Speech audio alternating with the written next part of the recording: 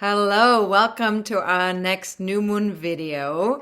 The next new moon will be exact on March 21st at 1:23 p.m. East Coast time in the US, which is 5:23 p.m. London time.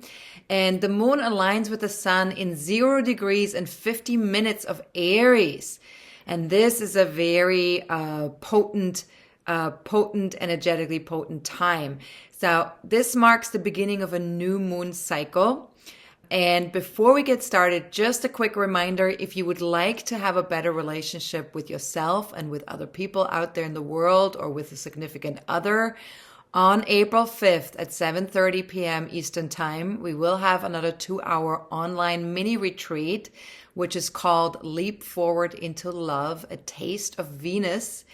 And this event is not being recorded as it is very interactive and experiential. So we've decided to make it live participation only. It's very powerful. If you were not able to join us in February, please mark the date in your calendar. Take a look at the testimonials we got from our last webinar. You can also register right now while the early registration fee is still available. There will be a link below this video. I promise you won't regret this if you do. Now let's get started with the new moon. The new moon marks the ending and beginning of a monthly cycle, and so they are an optimal time to pause, to reflect, and to set new intentions for the next 28 days. Now, we will talk about the best time for setting intentions towards the end of this video, so stay tuned for that if you're interested. Now, this new moon is unique in so many ways. Firstly, it's another supermoon, the fourth of 4 supermoons in a row, and this means greater awareness of the issues connected to this particular new moon energy. Now, secondly, it is the first of 2 new moons in a row in the same sign. Now, this doesn't happen very often. The next lunar cycle begins on April 20th, and it will also be a new moon in Aries, and it will be the first North Node solar eclipse in this fiery sign. And it's been 19 years since we had one of those. To be precise, the last one was in April of 2004. And the last time we had 2 new moons in Aries was also in 2004. So this is something to kind of note, right? This doesn't happen very often. Now, another essential thing to note about this new moon is the early degree that it's in. It's in 0 degrees and 50 minutes. Now, the supermoon occurs less than 24 hours after the spring or vernal equinox, when the sun moves into 0 degrees of Aries, which is an exalted degree, right? 0 degrees is an exalted degree. And then 0 degrees in a cardinal sign is a very powerful, very potent degree. Now, the new moon becomes exact before it reaches 1 degree of Aries, and that makes this new moon, being in a cardinal sign, being in a very potent degree, it just gives it a lot of fire and initiation energy that is connected to this new moon energy. So therefore, anything we launch in the next 2 weeks in particular has the chance to get off to a really great start.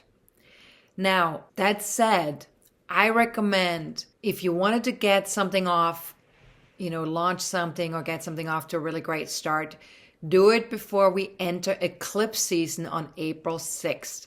And certainly before April 10th, when we reach the 10-day mark before the solar eclipse becomes exact. Because 10 days before and after a solar eclipse, that is always a very uncertain time where we don't want to be starting anything brand new.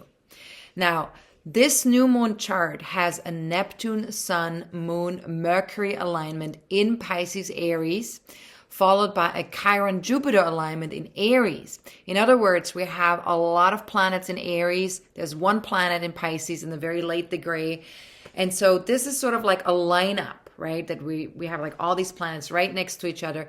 Most of them are in Aries, and that heightens the need for something new or for taking inspired action. Now, since Chiron, the wounded healer, is part of this lineup, we are being asked to balance our approach to life by integrating the divine feminine and uplifting the sacred masculine. Now, when we talk about divine feminine and sacred masculine, we're talking about the highest vibration of the feminine and the highest vibration of the masculine energies. Now, please remember that everyone has feminine and masculine energies within themselves, no matter what gender you are. Now, we are being asked to step more fully into the divine masculine in particular, which is the fire within us that burns for self-realization, freedom to walk our unique path, and courage to embrace all facets of ourselves, human and spirit included, right? So our human experience or our human persona, but also our spirit and soul connection that we have with outside of our human existence. Now, ask yourself, what is my relationship to the divine or sacred masculine? What is that relationship? So in other words, the highest vibration of masculine energy, of that doing energy, of that going after things energy, of that, moving forward energy. What is that relationship that you have with that highest level of the masculine energy? And have I been able to explore this energy within me or outside of me? In other words, my own inner connection to the masculine energy, but also how I connect to the masculine, to the divine masculine in particular, in the outside world. And then in contrast to that sacred masculine, what about the profane or secular masculine needs my understanding and my compassion if I am to step more fully into a holistic experience of that energy?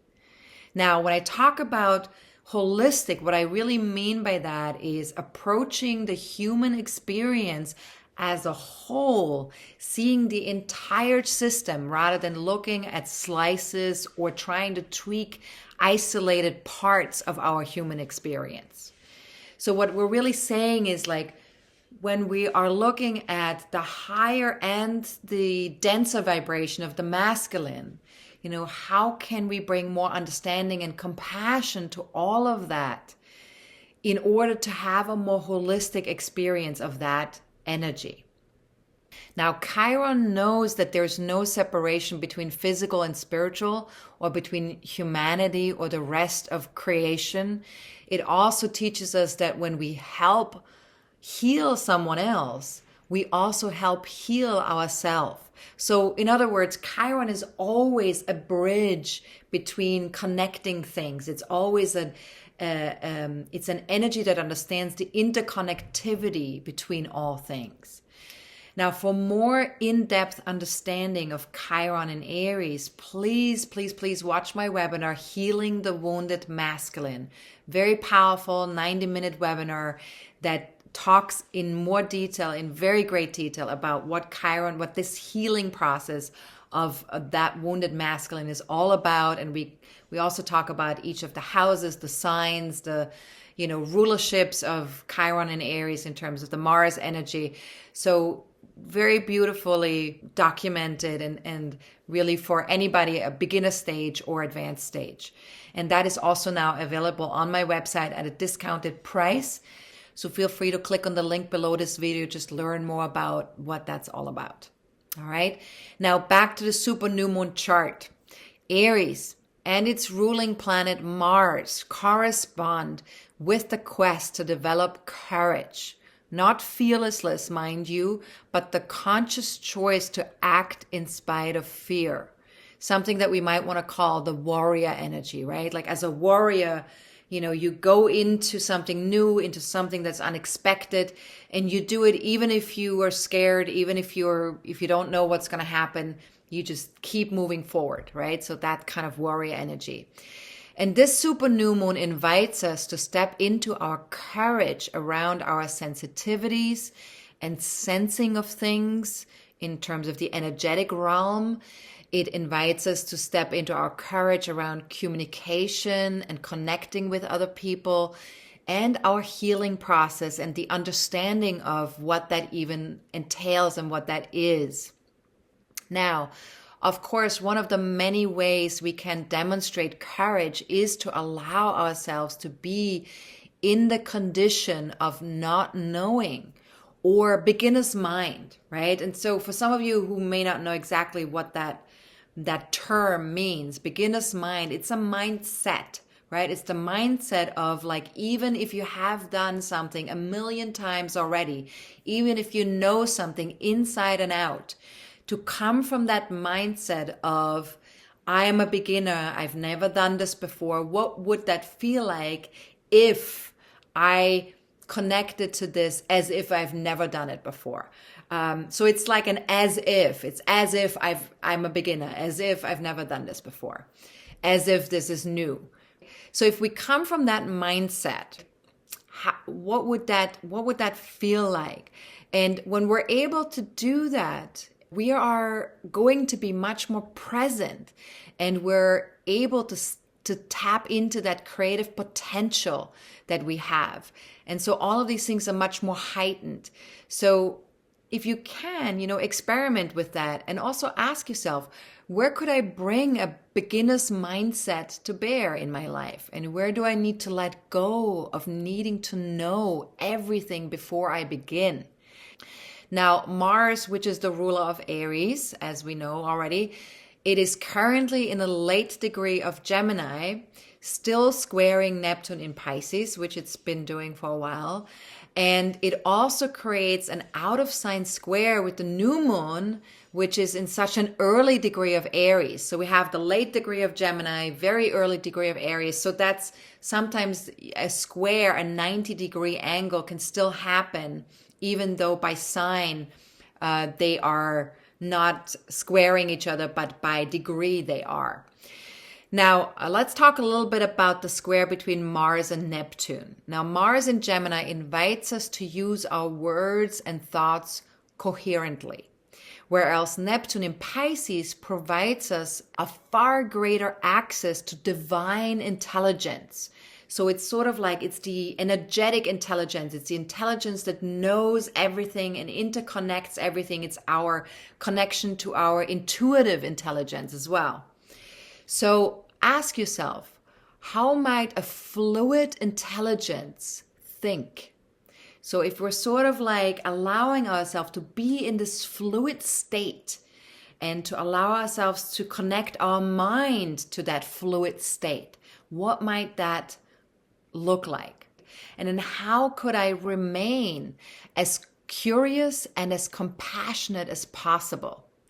Now remember, Gemini is about, the highest vibration of Gemini is about curiosity. The highest vibration of Pisces is about compassion. So how do we connect the dots here? Or is it possible that maybe we can't connect the dots, but we can have moments where we're stepping into that Gemini energy with curiosity and open-mindedness, and then we have moments where we step into a more feeling place, where we are more present to the humanity of things, the compassion component with ourselves, with other people. And then could I monitor my feelings 5% more closely? And what does my intuitive intelligence have to say?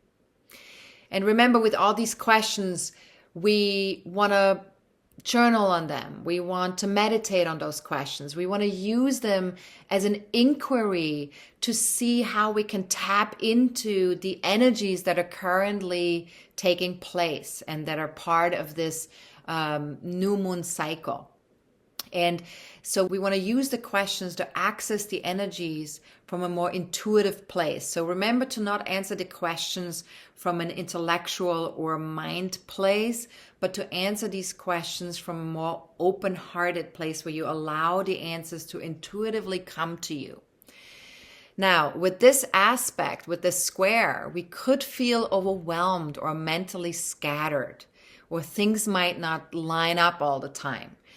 So should you observe that in yourself, try asking, what if rushing was not faster? So what might happen if I slowed down and listened to my intuition just for a moment instead of aimlessly zooming ahead? Now, with this square, we could also over or underestimate our passion, our abilities, or our timing of things. So ask yourself, is my mind trying to override my intuitive knowing? Because this is something that might happen. Is my mind trying to override my intuitive knowing? And you might want to ask yourself this question quite often. And if this is happening, am I taking breaks? Am I allowing myself to tune in? Can I trust that I will take the necessary actions when the time is right? Am I able to really tune into myself to the degree where I just know when it's time to do something and really trusting that process? Now, the good news is that from March 18th until March 25th, Mars in Gemini and Mercury in Aries are in each other's sign, which creates what is called in astrology a mutual reception. And this means that they support each other's agenda. And so this provides an opportunity to learn faster, to dare to take in new unfamiliar information that we may normally not want to sort of take in, or to have conversations that require us to step outside of our comfort zone. So we're going to feel a little bit more at ease with doing some of these things. Now, on one hand, we feel enthusiastic and we feel alive, right? Aries, Mars, we feel really alive and we feel really good about stuff. We feel enthusiastic, but we may also feel fidgety. We may feel a lot of nervous energy, maybe also impatient, right? Mars in Gemini. If you are experiencing some of those things, fidgety, nervous energy, impatience, ask yourself, what if I slowed down just 5% when connecting with others? And what might I discover about myself and my desires if I allowed myself to listen 5% more closely? And what if I directed 5% more awareness to my inner dialogue? Mercury, right? Our inner dialogue. And might this awareness support me in sharing more effectively? So again, just work with these questions, especially if they resonate, if a question jumps out at you and goes, ooh, that sounds like something I would like to explore. And also remember that we want to work with those questions after the new moon becomes exact, not before. Now, Mars is also approaching a quincunx to Pluto in Capricorn at the time of the new moon.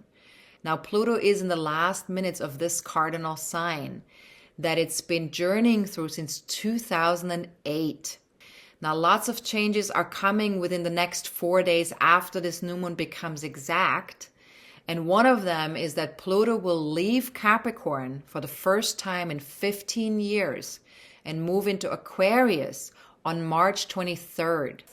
We will address this in great detail in our next forecasting forum on April 7th at 5 p.m. New York time. So feel free to join us live or watch the recording of this powerful 90-minute webinar. It's bound to be powerful because we're going to be talking about what all of this means in terms of how it's connected to everything that's coming after 2024 as well. But for this new moon video, I will say briefly that this short visit into Aquarius for 2 months and 3 weeks will give us some insight as to what themes we will be dealing with over the next 20 years when Pluto returns and stays for good in Aquarius from 2024 until 2044. So this is quite a long time. Now, Pluto, of course, is always a long-term empowerment process. We get to really take a look at what empowers us and what disempowers us. We are looking to become more conscious of our social roles and how we can transform social norms and bring about profound social changes that support and empower most of us. Now, the ways we're going to be doing that will be through technology, innovation, artificial intelligence. These will all be big focuses, and bringing also our own individual creativity to the collective in order to be able to make these shifts happen. Now, after 23rd, once Pluto has moved into Aquarius, ask yourself, how does group consciousness empower or disempower me? And so when we're talking about group consciousness, we're talking about this Aquarian energy, right? We're talking about, like everything out there in the world, our social connections, our networks, our affiliations, groups of people, that are sort of like anything that we interact with on a group level. How do these groups or networks empower or disempower me? And what does my heart know that my head needs to hear? And the reason why this question is very important and very powerful is because Aquarius is very mind-oriented energy. It's very conceptual. It's about the future and our future thinking and visions and thoughts and thought forms. And so Pluto in Aquarius will put a lot of focus on that mental energy. And in order to have a balancing point, in order to feel more empowered, we need to be able to listen to our heart, to our joy, to our individual self-expression and creativity.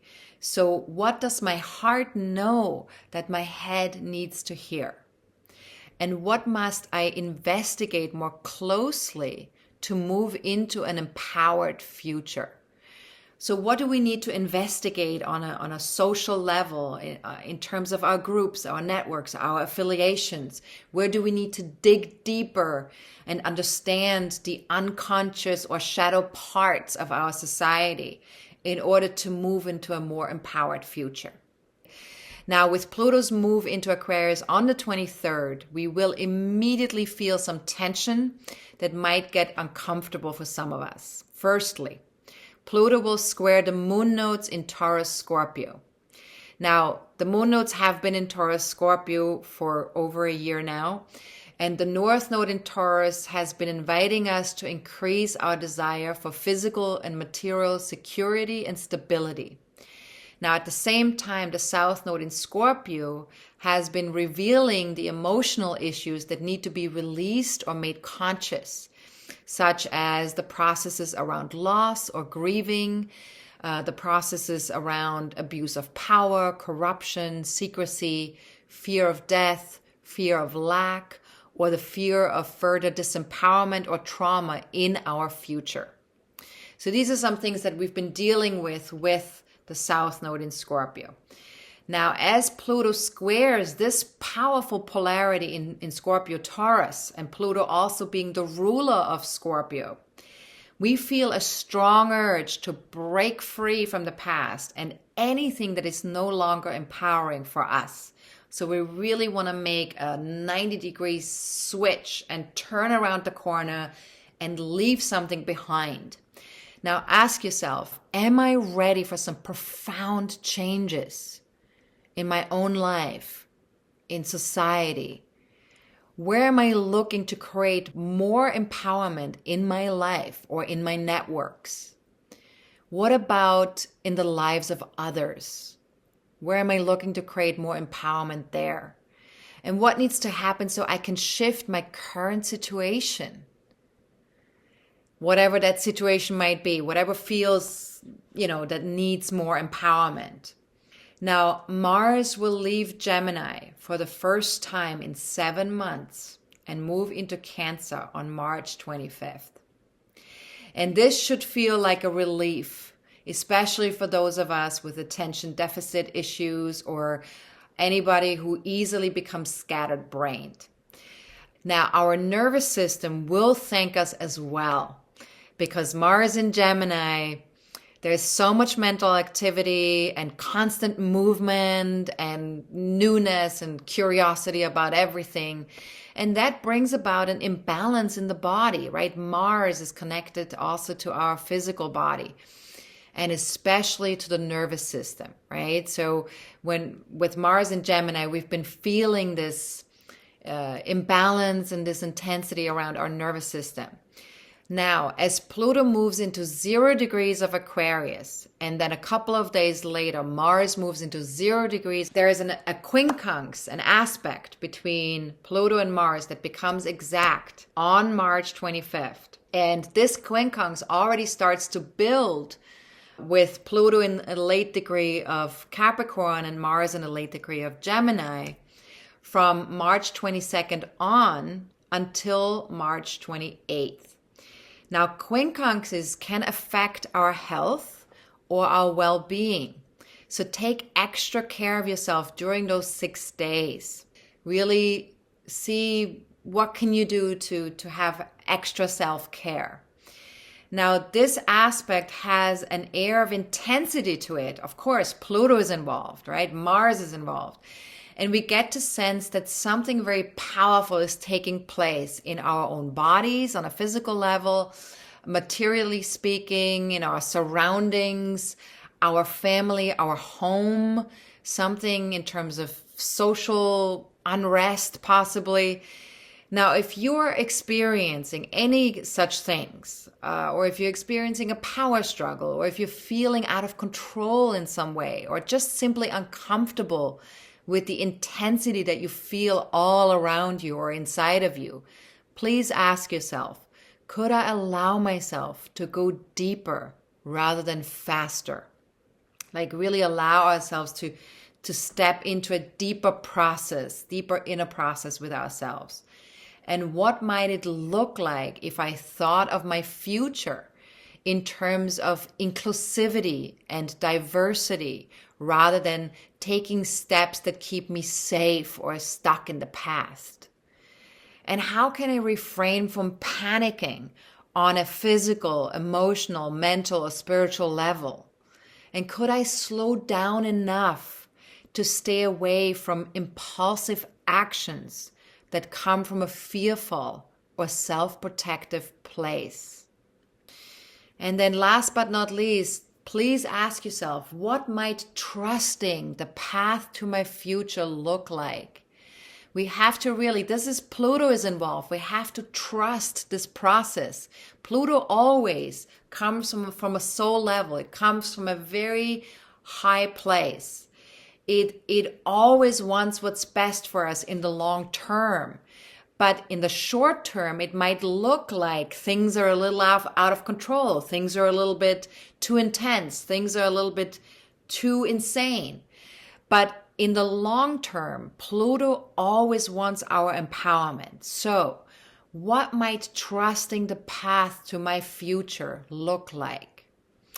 And last but not least, I would like to talk a little bit about Venus, because Venus is making an exact conjunction with the North Node in Taurus at the time of the new moon, and it's also approaching a conjunction with Uranus in Taurus, which will be exact on March 30th. Now, let's talk first about the Venus North Node alignment in Taurus, which invites us to manage our finances better with more attention to authentic values and stability. But it also asks us to eliminate anything that no longer serves us, including fears or behaviors that stem from past trauma or from disempowerment. And this could be something to do with our finances, but it could also be something to do with relationships. It could be something to do with our own talents, with our own relationship with ourselves. So ask yourself, what values can I no longer compromise on, no matter what? And what if inner confidence met emotional authenticity? Could I be open to people, places, and things that can make that meeting a reality? That meeting between inner confidence and emotional authenticity. So check in with yourself here, like What is that inner confidence that you already have? And where is it lacking? Where is it already there? Where is it lacking? And where is this emotional authenticity? Where are you in complete alignment emotionally with your own values, and with what's meaningful to you, with what's important to you? And how can you connect that inner confidence with that emotional authenticity? And could I be open to people, places, and things that can make this meeting a reality? Now, Venus approaching a conjunction with Uranus in Taurus, that gives us permission to do something unusual with our one-on-one relationships, with our material resources. It wants us to break the routine and to find our unique way with how we want to relate to ourselves and to other people. So what you can ask yourself here is, how could I give myself and my bank account some breathing space? How can I give myself that space? Uranus, right? It wants space. It wants freedom. And how could I provide that for other people as well, that breathing space? And how open and flexible could I be until early April, until that aspect is done, that Venus-Uranus aspect. And perhaps even beyond early April, because of course, after that aspect is done, we enter eclipse season. So maybe we can stay open and flexible even through eclipse season until the beginning of May. Now, to make use of all the coaching questions from this video, please read my new moon article via your membership portal on my site. If you're not currently a member and you want to get access to my new moon and full moon articles, to my daily forecasts, to other membership content, other articles, feel free to become a member of my online community for only $4 a month. Or you can also choose to become a yearly member for only $39 for the whole year. So you get quite a big discount if you opt to do a yearly membership. Now, please know that memberships renew automatically. So in order for you to cancel a membership, if you don't want to renew it after a whole year, please go into your membership portal and cancel your membership from there. Okay, you can do everything yourself. You don't need me for any of this. Everything is right there for you to approach. If you have questions, of course, always reach out. Now, to sum it all up for this super new moon, the highest expression of the Aries energy comes when we lead others by example and by inspiration.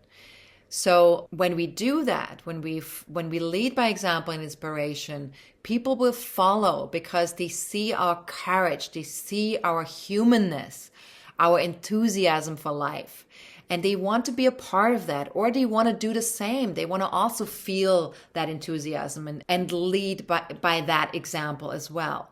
So ask yourself, what might open up if once a day for the next 28 days, I tuned into myself and simply listened to the higher vibrations of my being? And what if I dared to lead from a humble, self-compassionate, fluid place, exactly as I am? And we have to remember, right?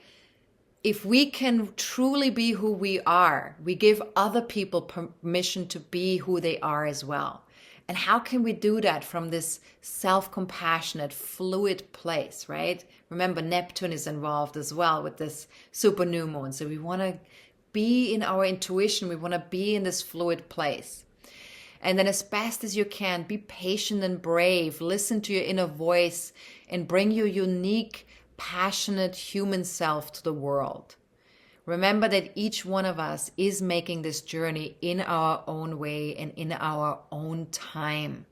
So focus on yourself, focus on your path, your truth, your timing, rather than on what lies beyond your control. And just remember that everything outside of ourselves is beyond our control. So the sooner we can accept that, the sooner we can appreciate that and acknowledge that and live from a place of really focusing on what we do have control over rather than what we don't have control over, the more peace we can experience within ourselves and the more peace we can bring into the world and to other people. Now, if you do have an ascendant or any personal planets in 0 to 3 degrees of Aries, Libra, Capricorn, Cancer, or 29 degrees of Pisces, Virgo, Gemini, or Sagittarius, then this new moon is definitely going to impact you much more than other people. But even if you don't have planets or points in those degrees or signs, the house placement of the new moon will indicate which area of life is most ready for a brand new beginning within the next 28 days after the new moon becomes exact. So check to see, look at your birth chart, check to see where does 0 degrees 50 minutes of Aries land in my own birth chart. And if you don't know how to look that up, you can also check out my 30-minute class, How to Read Your Birth Chart. You can get free access via my homepage at astrologercoach.com. Just scroll down on the homepage until you see a window that says free class, and then just click on that window, and then you can get access to that for free. Now, let's talk about new moon intentions, the moment we've been waiting for.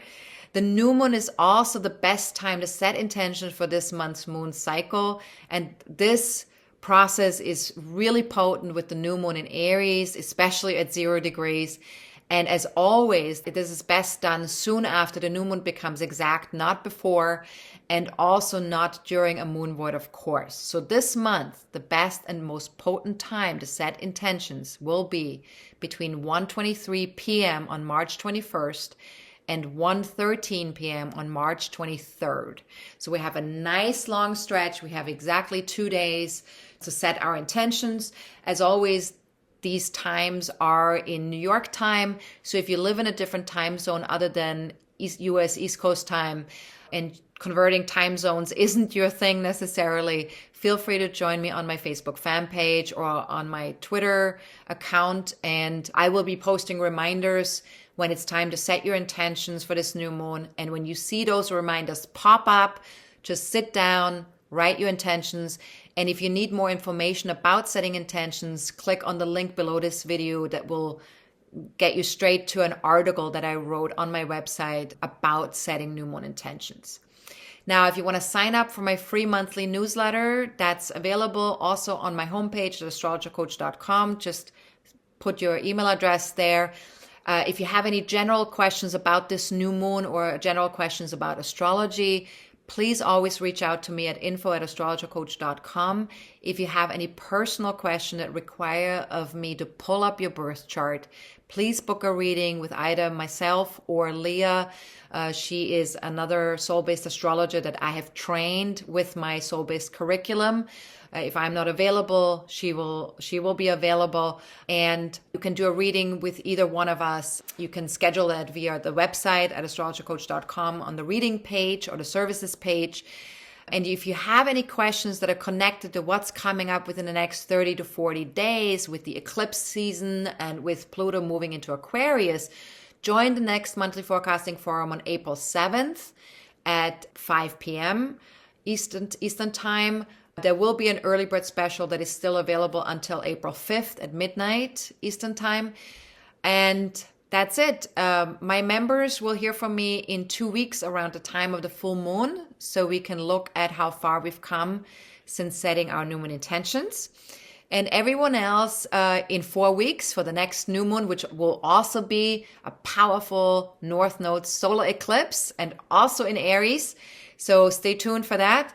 And as always, of course, stay focused on your physical, mental, emotional, and spiritual well-being as best as you can. Have a fantastic new moon.